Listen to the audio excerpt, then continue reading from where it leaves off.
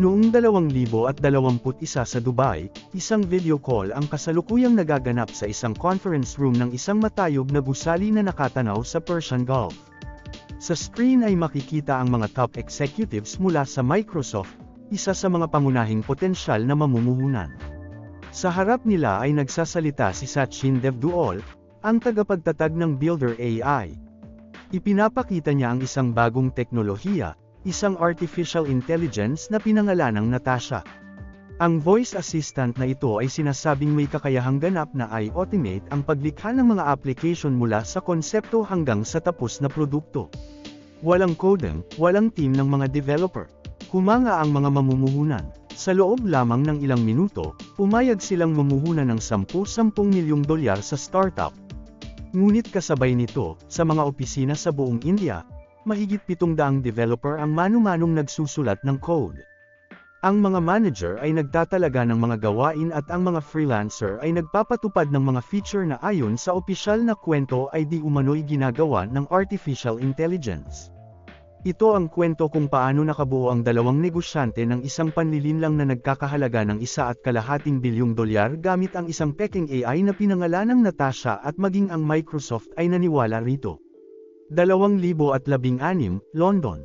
Si Sachin Devduol, isang dating banker ng Deutsche Bank, ay nagpakilala ng isang bagong proyekto na tinatawag na Engineer AI sa isang maliit na startup conference. Ang kanyang ideya ay kahanga-hanga.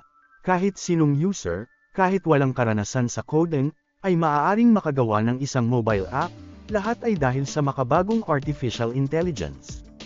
Kumpiyansa niyang inilalarawan ang isang hinaharap kung saan ang paggawa ng tao ay hindi nakakailanganin, isang interface lamang, isang voice assistant, at isang pindutan ng paglikha. Ang audience ay pumalakpak, nagpakita ng interes ang mga mamumuhunan.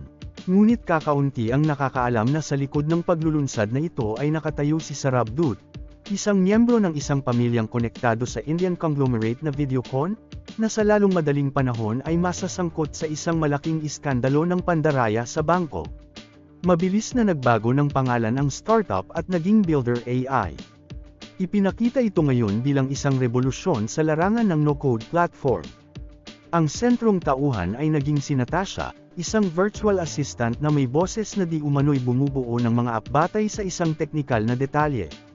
Sa mga pampublikong presentasyon, ang lahat ay mukhang perpekto. Pinipili ng user ang isang template, inilalagay ang mga kinakailangan, at sinisimulan ni Natasha ang pagsusulat ng code. Mukha itong mahika, ngunit sa katotohanan, ito ay isang maingat na inihandang palabas.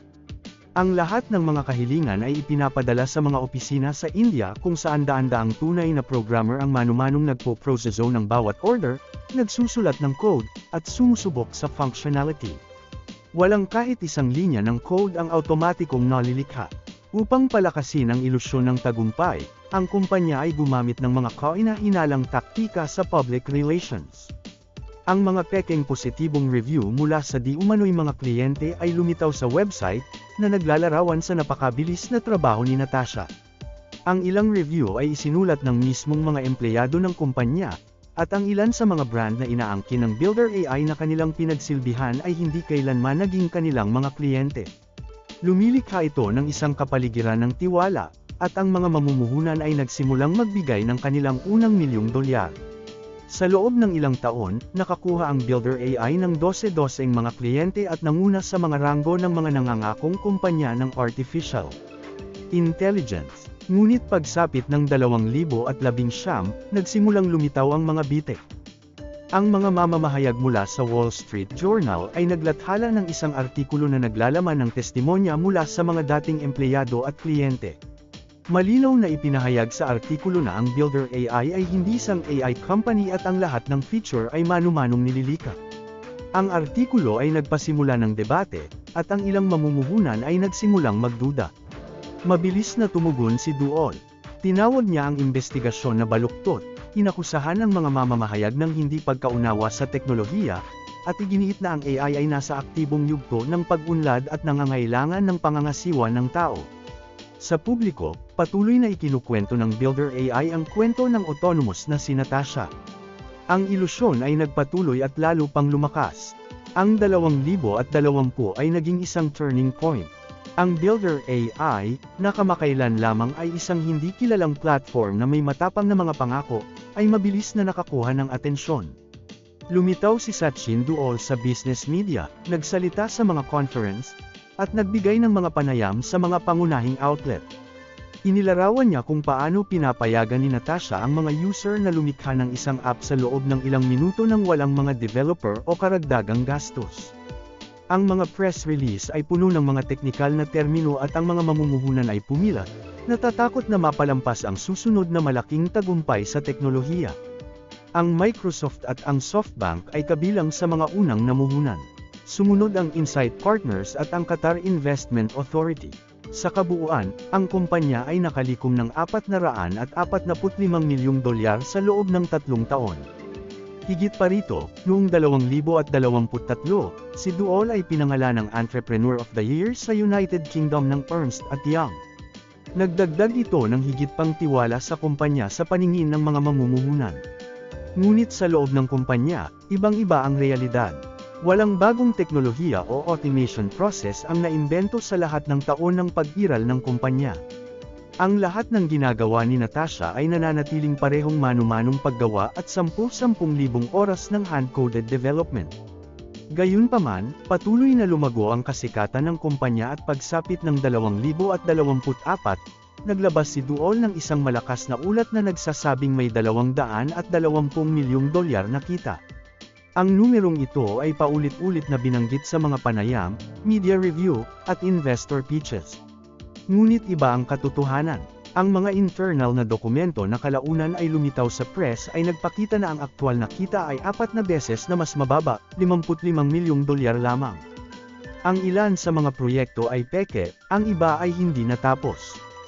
Ang ilang kliyente ay walang natanggap kundi mga presentasyon at mga pangako. Parami ang mga taong nagsimulang mapagkanto na ang aktibidad ni Sachin Duol ay nauuwi sa mahusay na nakabalot na AI washing. Sinasadya niyang banggitin ang paggamit ng artificial intelligence upang makaakit ng pera mula sa mga mamumuhunan. Ngunit sa katotohanan, walang tunay na AI o teknolohiya na umiiral sa likod nito. Pagsapit ng 2024, ang Builder AI ay nasa gilid ng isang pinansyal na bangin. Sa panlabas, pinananatili pa rin ng kumpanya ang anyo ng isang AI unicorn, ngunit sa loob, ang lahat ay bumabagsak na. Ang bilang ng mga order ay lumampas sa teknikal na kapasidad, at walang automation upang iligtas ang sitwasyon. Ang lahat ng ito ay nangyari sa gitna ng napakalaking paggasta sa marketing, mga conference, pampublikong paglabas ni Duol, at kanyang personal branding campaigns.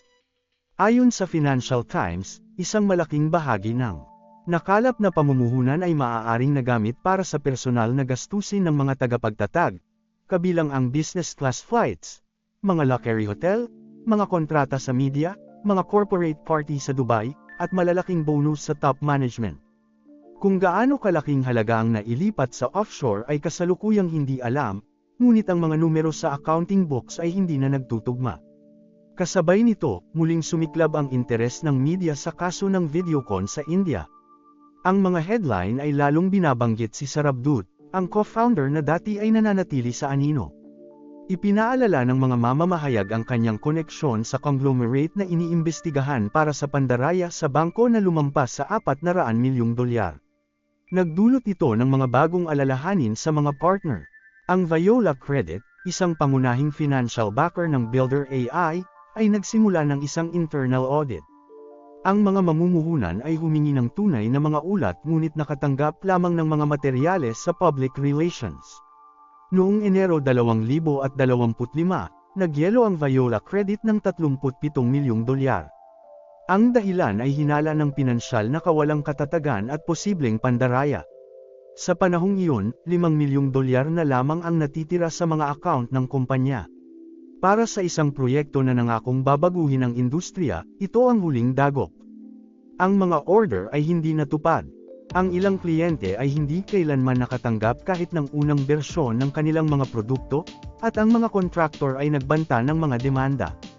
Noong Pebrero, nagbitiw si Sachin Duol ng opisyal upang tumuon sa estratehiya. Ngunit sa katotohanan, siya ay tumatakas sa presyon ng mga mamumuhunan at posibleng mga kasong kriminal. Sa likod ng mga eksena, may mga tensyonadong pagpupulong kasama ang mga abogado, mga tawag sa gabi sa mga banker sa United Arab Emirates, at mga plano ng pagtakas. Upang iligtas ang reputasyon ng kumpanya at lumikha ng ilusyon ng pagbabago, siya ay pinalitan ni Manfred Rasha, isang dating executive ng Amazon, ngunit huli na ang lahat. Ang kumpanya ay wala ng pera, wala ng tiwala, at wala ng suporta. Kahit ang pinaka-loyal na mga empleyado ay nagbitiw at ang mga kliyente ay umatras sa kanilang mga kontrata. Noong Abril 2025, ang sitwasyon ay naging hindi na mababago. Ang mga awtoridad sa India ay naglabas ng arrest warrant para kay Sachin Duol. Siya ay pinaghihinalaan ng pinansyal na sabwatan kasama si Sarab Dut at money laundering sa pamamagitan ng offshore account sa kaso ng Videocon. Samantala, si Sarab ay naging isang opisyal na akusado sa isang kaso na may kinalaman sa mga kathang-isip na pautang at sabwatan sa mga institusyong pagbabangko.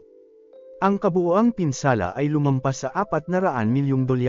Sinubukan ng Builder AI na ilayo ang sarili, na sinasabing si Sarab ay walang formal na papel at ang kaso ay walang kaugnayan sa kumpanya, ngunit ang iskandalo ay ganap ng sumabog. Ang mga materyales mula sa press ay lumitaw na nagpapatunay sa pagkakasangkot ng parehong co-founder sa mga manipulasyong pinansyal. Ang mga mamamahayag mula sa Financial Times, Economic Times, at TechCrunch ay naglathala ng mga internal na dokumento na nagpapakita ng milyon-milyong dolyar na nailipat sa mga account ng third party. Ang huling bakas ni Sachin Duol at Sarab Dut ay nagtungo sa United Arab Emirates. Sila ay naglaho mula sa mata ng publiko. Ang kanilang mga social media account ay tinanggal o naging hindi aktibo. Noong Mayo 2025, opisyal na nag-file ng bankruptcy ang Builder AI. Ang lahat ng asset ay nagyelo at libu-libong kliyente ang naiwan na walang mga app o kabayaran. Ang Builder AI ay hindi lamang isang nabigong startup o isang ideyang labis na pinalaki, ito ay isang sadyang nilikhang ilusyon na binuo ng mga individual na may karanasan na sa malabong mga aktibidad sa pananalapi. Muli lamang nilang binalot ang isang lumang pamamaraan sa isang bagong label na uso, ang boses ni Natasha, ang mga peking review, ang mga kathang-isip na partner, at ang anyo ng artificial intelligence, ang lahat ay dinisenyo upang makaakit ng pondo mula sa mga mamumuhunan at lihim na kunin ng kapital.